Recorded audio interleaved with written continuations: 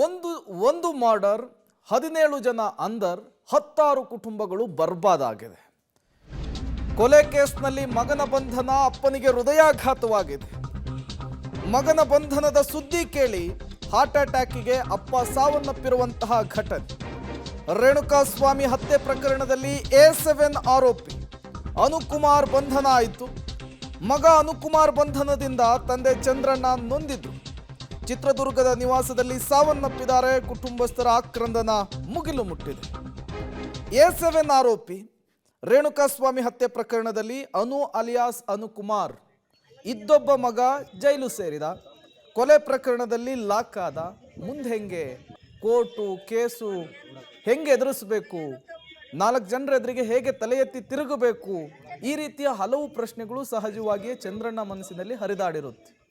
ಇದೇ ಚಿಂತೆಯಲ್ಲಿಯೇ ಅವರಿಗೆ heart attack ಆಗಿದೆ ಅನ್ನುವಂತಹ ವಿಚಾರ ಗೊತ್ತಾಗ್ತಾ ಇದೆ.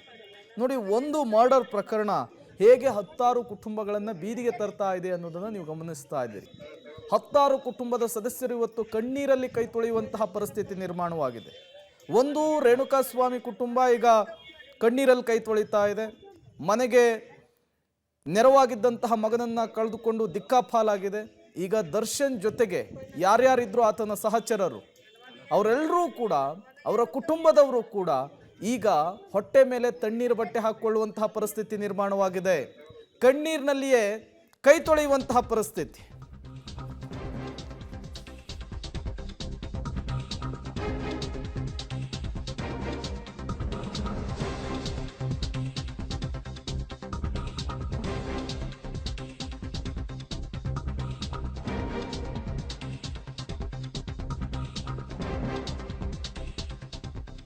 ಅರೆಸ್ಟ್ ಸುದ್ದಿ ತಿಳಿದೇ ಅನುಕುಮಾರ್ ತಂದೆ ಸಾವನ್ನಪ್ಪಿದ್ದಾರೆ. ಅನುಕುಮಾರ್ ಬರುವವರೆಗೂ ನಾವು ಅಂತ್ಯಕ್ರಿಯೆ ಮಾಡಲ್ಲ. ನಟ ದರ್ಶನ್ ಬಡವರ ಮಕ್ಕಳು ಅಂಥೇಳಿ ಪ್ರಕರಣದಲ್ಲಿ ಸಿಲುಕಿಸಿದ್ದಾರೆ. ಅನುಕುಮಾರ್ ಯಾವುದೇ ತಪ್ಪನ್ನ ಮಾಡಿಲ್ಲ. A7 ಅನುಕುಮಾರ್ ಕುಟುಂಬಸ್ಥರು ಕಣ್ಣೀರಲ್ಲಿ ಕೈ ತೊಳೆಯುವಂತಹ ಪರಿಸ್ಥಿತಿ ನಿರ್ಮಾಣವಾಗ್ತಾ ಇದೆ. ನಟ ದರ್ಶನ್ ವಿರುದ್ಧ ಹಿಡಿಶಾಪವನ್ನು ಹಾಕ್ತಾ ಇದ್ದಾರೆ. ಇದು ಅನುಕುಮಾರ್ ಕುಟುಂಬಸ್ಥರ ಕರುಣಾಜನಕ ಕಥೆಯಾಗಿದೆ. ಇದ್ದೊಬ್ಬ ಮಗ ಜೈಲು ಸೇರಿದ, ತಂದೆ ಸಾವನ್ನಪ್ಪಿದ್ದಾರೆ. ಮುಂದೇನು ಮಾಡಬೇಕು ಅನ್ನುವಂತಹ ಪ್ರಶ್ನೆ, ದಿಕ್ಕೇ ತೋಚದಂತಹ ಪರಿಸ್ಥಿತಿ ನಿರ್ಮಾಣವಾಗಿದೆ ಈಗ ಆ ಕುಟುಂಬಕ್ಕೆ. ಮಗನ ಕರೆ ಕಳಿಸ್ರಿ ಸರ್, ನೋಡ್ತಾನೆ ಅಪ್ಪ ಅದನ್ನ ಮಗ ಅಂತಲೇ ಹೋಗಿದ್ದಾನೆ ಸರ್. ಅದರಿಂದಲೇ ನನ್ನ ಗಂಡ ಹೋಗಿದ್ದಾನೆ. ಕರೆ ಕಳಿಸ್ರಿ ಸರ್, ಅವ್ನ ಮಗನಾರು ನೋಡಲಿ. ಅವ್ರ ಅಪ್ಪಗಂತೂ ಪುಣ್ಯ ಇಲ್ಲ ನೋಡೋದು. ಅವನಾರು ನೋಡಿ ಸರ್, ನನ್ನ ಮಗ ಏನು ತಪ್ಪು ಮಾಡಿಲ್ಲ ಸರ್. ನಿಮಗೆ ಹೇಳಿದ್ನಲ್ಲ ಸರ್, ನನ್ನ ಮಗ ಏನು ತಪ್ಪು ಮಾಡಿಲ್ಲ ಅಂತ. ನನ್ನ ಮಗನ ನೋಡ್ಬೇಕು ಅಷ್ಟೇ ಸರ್ ಅಂದದ್ದು. ಬರ್ತಾನೆ ಬಿಡಪ್ಪ ಅಂದೆ. ಅವನೇನು ತಪ್ಪು ಮಾಡಿಲ್ಲ, ಬರ್ತಾನೆ ಅಂತಂದೆ ಸರ್. ಇನ್ನು ಎಷ್ಟು ಜೀವ ತೆಗಿಬೇಕು ಅಂತ ಇದ್ದಾರೆ ಅವ್ರಿಗೆ ಗೊತ್ತು ಸರ್. ಎಷ್ಟು ಜೀವ ತೆಗಿಬೇಕು ಅಂತ ಇದ್ದಾರೆ ಬಡವ್ರದ್ದು ಅಂತ. ನನ್ನ ಮಗ ನೋಡಿದ್ರೆ ಏನು ತಪ್ಪು ಮಾಡಿಲ್ಲ. ಜೀವನೇ ಹೋದ್ಮೇಲೆ ದುಡ್ಡು ನಾವು ಏನು ಮಾಡೋದು? ಜೀವ ಬರ್ತತ್ತ?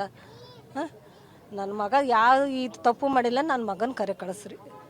ನನ್ನ ಮಗ ಯಾವ ತಪ್ಪು ಮಾಡಿಲ್ಲ. ಇನ್ನು ಎಷ್ಟು ಜೀವ ತೆಗಿಬೇಕು ಅಂತ ಐತೇನೋ ಬಡವ್ರದ. ಇಷ್ಟು ನೋವು ಕೊಡಬಾರ್ದು ಮನುಷ್ಯ.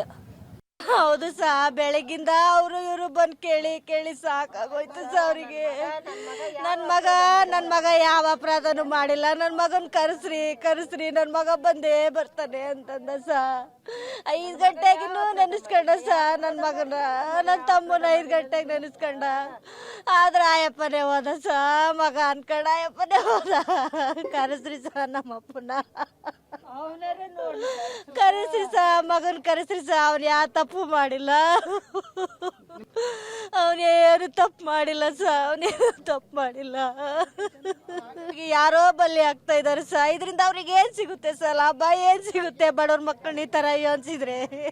ಮಗ ಬರ್ತಾನೆ, ನನ್ನ ಮಗ ಏನು ತಪ್ಪು ಮಾಡಿಲ್ಲ, ನೋಡ್ತೀನಿ ನನ್ನ ಮಗನ ಅಂದ್ರು ಸಾ. ಹೋದ್ರು. ಅದೇ ಈ ಚಿಂತೆಗೆ ನಮ್ಮ ಅಪ್ಪಗೆ ಹಾರ್ಟ್ ಅಟ್ಯಾಕ್ ಆಯ್ತು. ಮಗ ಬರ್ತಾನೆ ಅಂತೆಲ್ಲ ಆಗಿರೋದು ಸರ್. ನನ್ನ ತಮ್ಮನ್ ಕರೆಸ್ರಿ ಸಾ, ನೋಡ್ಲಿ ಕರೆಸ್ರಿ ಸಾ.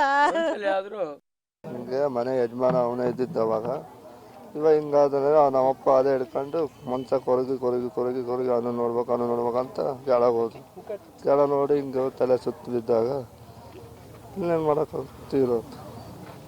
ಇವಾಗ ಅವ್ನು ಕರ್ಸೋ ತನಕ ನಾವು ಹೆಣ ಮಣ್ಣು ಮಾಡಲ್ಲ. ಎಷ್ಟು ದಿನ ಆಗಲಿ ಅವರೇ ದುಡಿತೀನಿ. ಮನೆ ಒಂಥರ ಆಧಾರ ಸ್ತಂಭ ಇದ್ದಂಗಿದ್ದ. ಇವಾಗ ಹಿಂಗಾತಂದ್ರೆ ಏನು ಮಾಡೋಕ್ಕಾಗುತ್ತೆ. ಅದೇ ಅವ್ನು ಬರೋ ತನಕ ಮಣ್ಣು ಮಾಡಲ್ಲ. ಇದಾಗಕ್ಕೆ ಕಾರಣ ಎಲ್ಲ ದರ್ಶನ ಮಾಡಿರೋದು. ದರ್ಶನ್ ಒಬ್ಬರಿಂದ ಮಾಡಿದರೆ ಮಾಡ್ಬೋದಿತ್ತು. 16 ಜನ ಇಟ್ಕೊಂಡು ಮಾಡೋದೇನು ಬೇಕಿಲ್ಲ. 16 ಜನ ಇಟ್ಕೊಂಡು ಮಾಡೋಕ್ಕೆ ಈಗ ಒಳ್ಳೊಳ್ಳೆ ಜನ ಎಲ್ಲಿರ್ತಾರೋ ಅಂಥವ್ರನ್ನೆಲ್ಲ ಎಳ್ಕೊಂಡೋಗಿ ಕೆಡಿಸಿ ಗುಂಡೆಗೆ ಹಾಕಿ ಕಲ್ಲಾಗ ಹಾಕಿ ಮುಚ್ಚಿಬಿಡ್ತಾರೆ. ಈ ಬಡವ್ರು ಅಂತಾರೆ ಸಾಯೋದು. ಈಗ ನೋಡ್ರಿ, ಇವರಿಗೆ 3 ಗಂಡು ಮಕ್ಕಳು, ಒಬ್ಬಳು ಹುಡುಗಿ. ಅವರಪ್ಪ ದುಡ್ದಾಕಾನ. ಈಗ ಯಾರು ದುಡ್ದಾಕ್ಬೇಕು? ಈಗ ಅವನಿದ್ದಿದ್ರೆ ಇವ್ರು ಚೆನ್ನಾಗಿರೋರೆಲ್ಲ. ಅವನಿದ್ದಿದ್ರೆ ಎಲ್ಲ ಚೆನ್ನಾಗಿರೋರು. ಈಗ ಇವರಿಗೆ ದುಡ್ದಾಕಾರ ಯಾರು? ಇವ್ರಿಗೆ ನೋಡ್ಕೊಳೋರು ಯಾರು? ಅದ್ರಾಗ ಈಗ ಒಬ್ಬನು ಕೆಲ್ಸಕ್ಕೆ ಹೋದ್ರೆ ಇನ್ನೊಬ್ನು ಹೋಗಿರಲ್ಲ. ಯಾಕಂದ್ರೆ ಒಬ್ಬರಾದ್ರೂ ಮನೆಗೆ ಇರಲೇಬೇಕು. ಆಮೇಲೆ ಈಗ ಏನಾಯ್ತಪ್ಪ ಅಂತಂದರೆ ಇವನು ಹೋಗ್ತಿದ್ದಿಲ್ಲ. ಇವನು ಮನೆಗಿದ್ದನ್ನ ಬಾ ದರ್ಶನ್ ನೋಡೋಕೋನ, ದರ್ಶನ ತೋರಿಸ್ತೀವಿ ನಾವು, ದರ್ಶನ ಪಾಸ್ ಸಿಕ್ಕೈತೆ ನಮಗೆ ಅಂತಂದು ಕರ್ಕೊಂಡು ಹೋಗಿದ್ದವನು. ಕರ್ಕೊಂಡು ಹೋದಾಗ ಅಲ್ಲಿ ಹೋದಾಗ ಇವನು ಲಾಕ್ ಆಗ್ಬಿಟ್ಟ. ಲಾಕ್ ಆಗಿ ಅಲ್ಲಿಂದ ಬರಲಿದ್ದಂಗೆ 3-4 ದಿವಸ ತಪ್ಸ್ಕೊಂಡು ಇವತ್ತು ಸಿಗೆ ಬಿದ್ದು. ಇವತ್ತು ಅರೆಸ್ಟ್ ಆದ ನಂತರ ಕೇಳಿಬಿಟ್ಟು ಇವರಪ್ಪ ಮನೆಗೆಲ್ಲ ನಾನು ಬಂದಿದ್ದೆ, ನಾನು ಇದ್ದೆ. ಇವನು ಹೊರ ಕೂತ್ಕೊಂಡು ರೋಡಿಗೆ ಹೋಗಿ ನ್ಯೂಸ್ನಲ್ಲಿ ನೋಡ್ಕೊಂಬಿಟ್ಟು ಇವ್ರಿಗೆ ಯಾರಿಗೂ ಹೇಳಿದ್ದಿಲ್ಲ, ನಾನು ಸಸ್ಪೆನ್ಸಾಗಿ ಇಟ್ಟಿದ್ದೆ. ಹೆಂಗಾನ ಆಗೈತೆ ಇವ್ರಿಗೆ ಗೊತ್ತಾಗ್ಬಿಡತ್ತೆ. ಗೊತ್ತಾಗಿ 4 ಗಂಟೆ 4:15 ಆಗ್ಬಿಡ್ತು. 4 ಗಂಟೆ 4:15 ಆಯಿತು. ರೋಡಿಗೆ ಹೋದ ನಮಗೆ ಗೊತ್ತಿಲ್ಲ. ನಮ್ಮ ಮಟ್ಟೆಗಳವರೆಲ್ಲ ಕೇಕೆ ಹೊಡೆದು